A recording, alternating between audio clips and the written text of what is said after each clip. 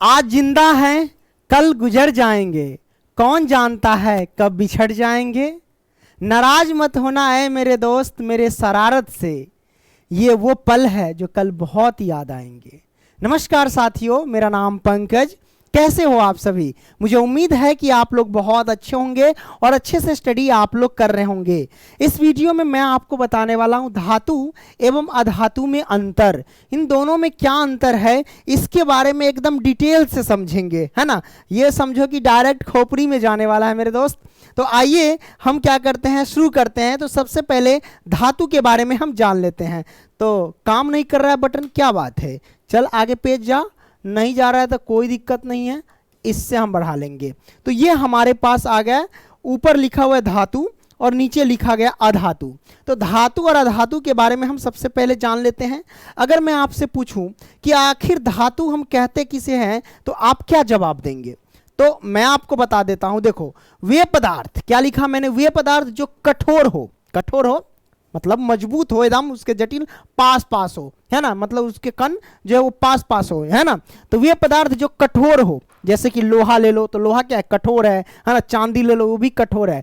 तो कठोर हो एवं चमकीले हो, मतलब उसमें विशेष प्रकार की चमक होनी चाहिए। साथ ही साथ आघातवर्धे हो, आघातवर्धे मतलब पीट पाट करके उसे लंबी चादरों में उसे बना सके, है ना। और तन्य हो, तन्य का मतलब यह हुआ कि उसे लंबी तार के रूप में खींच सके, है ना। उसके बाद ध्वनिक हो, ध्वनिक का मतलब कि अगर एक धातु से दूसरे धातु को टकरा रहे हैं तो वो आवाज करे, ध्वनि उत्पन्न करे, है ना। और साथ ही साथ ऊष्मा तथा विद्युत के सुचालक हो, कहने का तो उसमें बिजली बहना चाहिए, है ना। उसे हम क्या कहते हैं, धातु कहलाते हैं। क्लियर, ये आपने समझ लिया। जैसे कि आयरन हो गया, कॉपर हो गया, एल्यूमिनियम हो गया, ईटीसी, ये सब क्या है तो धातु है। ये जो भी मैंने उदाहरण लिया इसमें सारे के सारे जो ऊपर गुण लिखे गए हैं वो सारे के सारे इसमें पाए जाते हैं, ठीक है। इन सभी में उपरोक्त सभी गुण पाए जाते हैं, मैंने वहां पे लिख दिया है, ठीक है। उन्हें धातु कहते हैं। तो आपने धातु के बारे में समझ लिया बेहतरीन तरीके से। आइए अधातु के बारे में जरा समझ लेते हैं कि अधातु क्या होते हैं। बिल्कुल धातु का उल्टा होता है। वो चमकीले होते हैं तो समझो ये चमकीला नहीं, वो कठोर होते हैं तो ये कठोर नहीं होगा, है ना। यहां पे मैंने लिख दिया कि वे पदार्थ जो कठोर, चमकीले, आघातवर्धे, तन्य, ध्वनिक ना हो, क्या हो ना हो, है ना। ऊष्मा तथा विद्युत के कुचालक हो, क्या कहता है, ऊष्मा तथा विद्युत के कुचालक हो, अधातु कहलाते हैं, है ना। तो ये आपने देख लिया। अच्छा, यहां पे धातु में क्या था, ऊष्मा तथा विद्युत के वो सुचालक था, और ये क्या है, कुचालक हो, मतलब इसमें बिजली नहीं बहेगी, है ना। ये आपने देख लिया। जैसे कि कोयला, कोयला क्या भंगुर है, इसे मारोगे तो फूट जाएगा, है ना, भूरा भूरा हो जाएगा। सल्फर हो गया, ऑक्सीजन हो गया, फास्फोरस हो गया आदि, ये सब क्या है तो अधातु है। तो आपने एक डिफिनेशन के माध्यम से समझा कि धातु क्या, अधातु क्या है।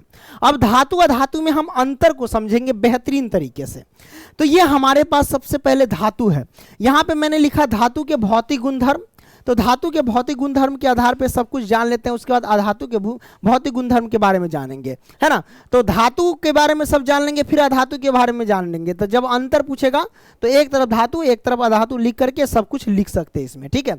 अच्छा, भौतिक गुणधर्म का मतलब क्या होता है? भौतिक गुणधर्म का मतलब यह है कि उसे कुछ भी करो, जो पदार्थ पहले से वही पदार्थ रहेगा। जैसे कि ये पदार्थ है, इसे अगर हम तोड़ देंगे तो ये कलम है ना, तो अगर तोड़ने के बाद भी क्या रहेगा, ये कलम ही रहेगा, मतलब दूसरा रूप नहीं ले रहा है, किसी दूसरे चीज में नहीं बन रहा है ना। तो ये कहलाता है भौतिक गुणधर्म। जैसे कि लोहा है, लोहा है, लोहा को पीट पीट करके आप चादर बना दो, चदरा बना दो, पीट पीट करके चदरा लंबी पतली चदरों में बना दो, तो वो क्या कहलाएगा, आखिर तो वो लोहा ही होगा, है ना। मटेरियल क्या है, उसमें तो लोहा ही है ना। तो वो क्या होते हैं हमारे पास भौतिक गुणधर्म। रासायनिक गुणधर्म कुछ अलग होते हैं। जैसे कि चावल ले लिया, वो बन गया भात, है ना, मतलब चावल पानी वगैरह ले लिया, हीट कर दिया तो भात बन गया, तो उसका गुणधर्म अलग हो गया, वो चला जाता है रासायनिक गुणधर्म में।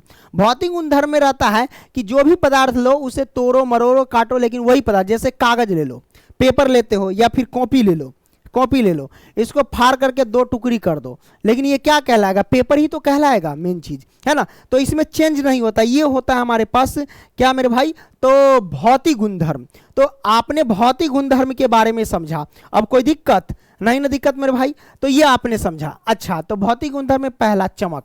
धातु में क्या होते हैं? चमक होते हैं, है ना। तो यहाँ पे मैंने दिया कि जितने भी धातु होते हैं उनकी सतह चमकदार होते हैं। क्या होते हैं? जितने भी धातु उनकी सतह क्या होती है? चमकदार होते हैं। जैसे सोना, चांदी, लोहा, ईटीसी, ये सब क्या होते हैं? चमकीले होते हैं। ये आपने देख लिया। दूसरा कठोरता, यानी धातु जो होते हैं वो कठोर होते हैं। जैसे कि मैंने यहाँ पे लिखा धातु कठोर होते हैं, मैंने लिख ही दिया है ना। एग्जाम्पल में लोहा हो गया, तांबा हो गया, ईटीसी, ये सब क्या कठोर है। लेकिन धातु में कुछ अपवाद आते हैं, जैसे कि लिथियम हो गया, सोडियम हो गया, पोटेशियम हो गया, ये क्या होते हैं? मुलायम होते हैं। लिथियम, सोडियम, पोटेशियम ये भी धातु है, लेकिन ये मुलायम होते हैं, ये अपवाद में आ जाते हैं। ठीक है, तो आपने देख लिया कि धातु तो कठोर होते हैं, लेकिन कुछ ऐसे भी धातु हैं जो मुलायम होते हैं, जैसे लिथियम, सोडियम, पोटेशियम। इसे आसानी से चाकू से काट सकते हैं। अगर आपसे पूछे कि ऐसे धातु का नाम बताए जो आसानी से हम चाकू से काट सके, तो आप कहना लिथियम, सोडियम और पोटेशियम। ये आपने देख लिया। दूसरा, अगला इलेक्ट्रॉन, कहने का मतलब धातु जो होते हैं ना वो इलेक्ट्रॉन दाता प्रवृत्ति के होते हैं। यानी जितने भी धातु होते हैं वो अपना अष्टक पूरा करने के लिए वो क्या कर देते हैं? इलेक्ट्रॉन को दान कर देते हैं, यानी इलेक्ट्रॉन दाता प्रवृत्ति के होते हैं। जैसे कि यहाँ पे मैंने लिया सोडियम, अब मैंने यहाँ पे सोडियम लिया, ठीक है। अब सोडियम की परमाणु संख्या कितनी होती है? 11 होती है, और इसकी इलेक्ट्रॉनिक विन्यास कितनी है? 2, 8, 1 होती है। क्या होती है? 1 होती है। अब सोडियम को अपना अष्टक पूरा करने के लिए 12वीं कक्षा में 8 इलेक्ट्रॉन चाहिए। अभी 12वीं कक्षा में 1 इलेक्ट्रॉन है, तो 7 इलेक्ट्रॉन और इसको चाहिए। तो इसके अंदर इतनी शक्ति नहीं है कि ये 7 इलेक्ट्रॉन और ले सके। तो सबसे अच्छा इसका उपाय है कि ये 1 इलेक्ट्रॉन किसी और को त्याग देगा, है ना। 1 इलेक्ट्रॉन ये त्याग देगा, तो इसके 12वीं कक्षा में कितने? 8 इलेक्ट्रॉन आ जाएंगे, है कि नहीं। 12वीं कक्षा में जब 1 इलेक्ट्रॉन त्याग देगा तो 8 इलेक्ट्रॉन हो जाएगा। जब ये त्याग दिया तो ये इलेक्ट्रॉन दाता प्रवृत्ति के हो गए, इसीलिए धातु पे क्या होता है? प्लस चार्ज हो जाते हैं। क्या ये आपने समझ लिया, है ना। और अधातु ऋण होते हैं, है ना। तो ये आपने देख लिया। अच्छा, इलेक्ट्रॉन दाता प्रवृत्ति के धातु होते हैं, ये आपने देखा। आगे देखते हैं, रूप यानी अवस्था के बारे में जानते हैं कि ये ठोस, द्रव, गैस, ये सब रूप अवस्था होती है, इसके बारे में जान लेते हैं। जैसे कि मैंने लिखा कि धातु जो होते हैं ना कमरे के ताप पर ठोस होता है। कमरे के ताप मतलब लैब का जो टेम्परेचर होता है, या यूँ समझो कि अभी जिस रूम में अभी मैं वीडियो बना रहा हूँ इसका टेम्परेचर कह लो, है कि नहीं। तो इस टेम्परेचर पे क्या होता है? धातु जो होते हैं वो ठोस होते हैं। जैसे लोहा ले लो, है ना, सिल्वर ले लो, ये सब क्या होते हैं? ठोस होते हैं। लेकिन मरकरी क्या धातु है, लेकिन मरकरी धातु है और ये कमरे के ताप पर ये लिक्विड फॉर्म में पाया जाता है, द्रव अवस्था में। मरकरी यानी पारा, यह द्रव अवस्था में होता है, इस बात को ध्यान रखना। देखो, धातु जो होते हैं वो कमरे के ताप पर ठोस होते हैं, लेकिन ऐसे धातु एक है जिसका नाम है मरकरी, जिसे हम पारा कहते हैं, ये लिक्विड फॉर्म में होता है ना। तो अगर आपसे ऑब्जेक्टिव पूछेगा कि ऐसे धातु का नाम बताओ जो कमरे के ताप पर द्रव अवस्था में होता है, तो आप कहना मरकरी यानी पारा। ये आपने समझ लिया। अगला पॉइंट मैंने लिया, क्या लिया सर? आघात वर्ध्यता। तो आघात वर्ध्यता के बारे में जान लेते हैं सर, है ना। आघात वर्ध्यता का मतलब देखिए कि धातु को पीट कर पतली चादरों में परिवर्तित किया जा सकता है, ठीक है। ये आपने देखा, आघात वर्ध्यता का मतलब ही होता है कि धातु को पीट करके पतली चादरों में बनाना, ठीक है। तन्यता का मतलब लमराना, खींच करके लमरा देना, है ना। जैसे कि सोना होता है, 1 ग्राम सोना लेंगे तो उसको 2 किलोमीटर लंबा तार हम खींच सकते हैं उसके, इतना वो तन्य होता है ना। तो तन्य का अर्थ आपने समझ लिया कि धातु को पतली तार के रूप में बनाया जा सकता है। जैसे कि 1 ग्राम सोना से हम 2 किलोमीटर लंबा तार खींच सकते हैं। यह आपने देख लिया। इसी बात पे हम चलते हैं, क्या आगे बढ़ते हैं। आगे हम जानते हैं कि धातु जो होते हैं विद्युत व उष्मा के क्या होते हैं? चालक होते हैं। अगर आपसे कोई पूछे कि धातु क्या विद्युत और उष्मा के चालक होते हैं? बिल्कुल होते हैं, उसमें बिजली बहती है ना। मैंने लिख दिया कि धातु विद्युत व उष्मा के चालक होते हैं, जैसे कि चांदी हो गया, तांबा, है ना, ये सब। लेकिन सीसा और पारा उष्मा के क्या होते हैं? कुचालक होते हैं। धातु होते हुए भी ये क्या होते हैं? कुचालक होते हैं, सीसा और पारा, इसमें बिजली नहीं बहती है, ठीक है। गलनांक, धातु जो होते हैं गलनांक के बारे में जान लेते हैं। गलनांक मतलब जिस टेम्परेचर पर धातु गलने लगे उस धातु का वो गलनांक कहलाता है। तो धातु गलनांक भी होते हैं, है ना। तो यहाँ पे देखो गलनांक के बारे में, धातु के गलनांक और घनत्व अधिक होते हैं। धातु के जो गलनांक होते हैं और घनत्व वो अधिक होते हैं, है ना। गलनांक यानी उसकी जो गलने की क्षमता है यानी टेम्परेचर वो हाई होता है ना। घनत्व मतलब उसके कण जो होते हैं पार्टिकल्स एकदम पास पास होते हैं, जकड़े रहते हैं, है ना। लेकिन सोडियम हो गया और पोटेशियम हो गया, इसका गलनांक तथा घनत्व बहुत कम होते हैं। सोडियम, पोटेशियम, लिथियम ये सब बहुत कम टेम्परेचर पे गलने लगते हैं। धातु जो होते हैं वो ध्वनिक होते हैं।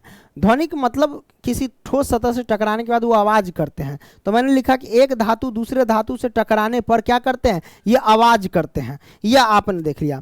ऑक्साइड, धातु के ऑक्साइड के बारे में जान लेते हैं। धातु के ऑक्साइड क्षारक प्रवृत्ति के होते हैं। धातु के ऑक्साइड का मतलब ये हुआ कि धातु के साथ ऑक्सीजन अगर जुड़ गया तो वो धात्विक ऑक्साइड कहलाता है।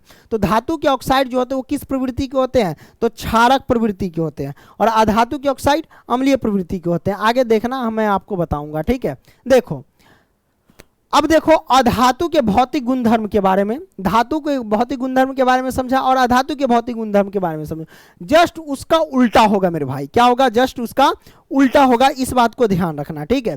देखो अधातु में क्या होती है, चमक नहीं होती है, इस बात को ध्यान रखना। मैंने लिख दिया कि अधातु में चमक नहीं होती है, जैसे कि कार्बन, कोयला, लेकिन आयोडीन में चमक होती है। मतलब कहने का मतलब है कि अधातु में चमक नहीं होती है, लेकिन एक ऐसे भी अधातु है जिसमें विशेष प्रकार की चमक पाई जाती है, जैसे कि आयोडीन। अगर आपसे ऑब्जेक्टिव पूछेगा कि ऐसे अधातु का नाम बताइए जो चमकीले होते हैं, तो आप कहना आयोडीन। आयोडीन में क्या होती है, चमक होती है, और ये हमारे पास अधातु होते हैं।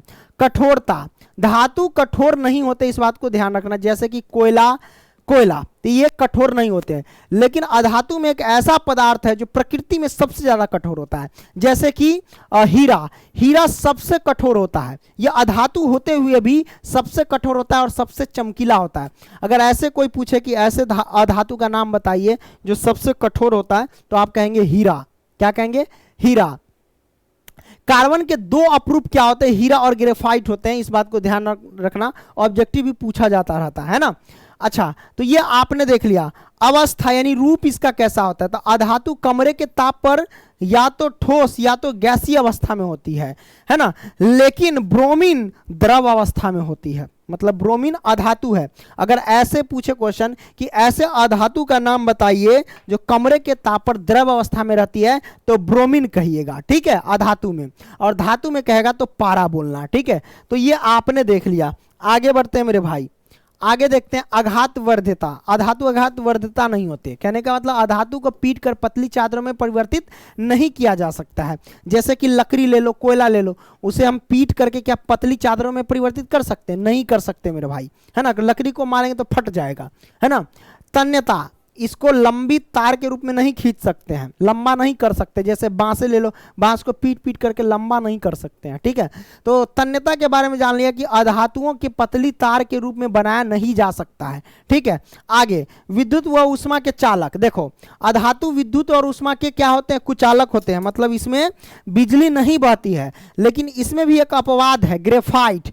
ग्रेफाइट अधातु होते हुए भी उसमें विद्युत बहती है ना। यहाँ पे देखो, लेकिन ग्रेफाइट विद्युत का सुचालक होती है। ग्रेफाइट क्या होते जानते हैं आप, कागजी जानते हैं, औजार बॉक्स, ज्योमेट्री बॉक्स में नहीं रहता पेंसिल रे, पेंसिल। तो पेंसिल को अगर छीलोगे कटर से, तो कटर के बाद कड़ियक्का जो निकलता है जिसे हम लिखते हैं, वही ग्रेफाइट होता है, उसमें बिजली बहती है, ठीक है ना। तो गलती से दोनों तरफ छील लेना, पलक में लगा कर उंगली से हटाना करने लगेगा, दिमाग खराब हो जाएगा, ठीक है। इलेक्ट्रॉन, अब देखो अधातु जो होते हैं ना, वो इलेक्ट्रॉन ग्रहण करते हैं, है ना। मतलब इलेक्ट्रॉन ग्रहण करते हैं, मतलब ये ऋणायन होते हैं, दूसरे से इलेक्ट्रॉन लेते हैं, तो मतलब कर्जदार हो गए, है ना। ये आपने समझ लिया।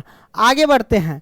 अच्छा, धातुओं के भौतिक गुणधर्म में गलनांक आता है। गलनांक क्या होता है, अधातु के गलनांक और घनत्व कम होते हैं, बहुत कम होते हैं, है ना। ध्वनिक, ध्वनिक मतलब अधातु कठोर सतह से टकराने के बाद वो आवाज नहीं करती है ना। और ऑक्साइड के बारे में जानते हैं। धातु के ऑक्साइड अम्लीय प्रवृत्ति की होती है, जैसे कि अधातु के ऑक्साइड क्या होते हैं, अम्लीय प्रवृत्ति के होते हैं, और धातु के ऑक्साइड क्या होते हैं, क्षारीय प्रवृत्ति के होते हैं, ठीक है। तो ये आपने देख लिया धातु और अधातु में अंतर।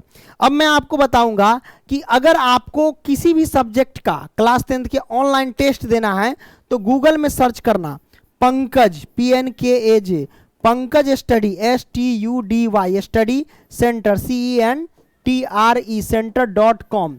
तो गूगल में सर्च करना सर pankajstudycenter.com और वहाँ पे जा करके ऑनलाइन टेस्ट दे सकते हैं। ठीक है, तो मेरे भाई मिलते हैं अगली वीडियो में, तब तक के लिए बाय। ओके।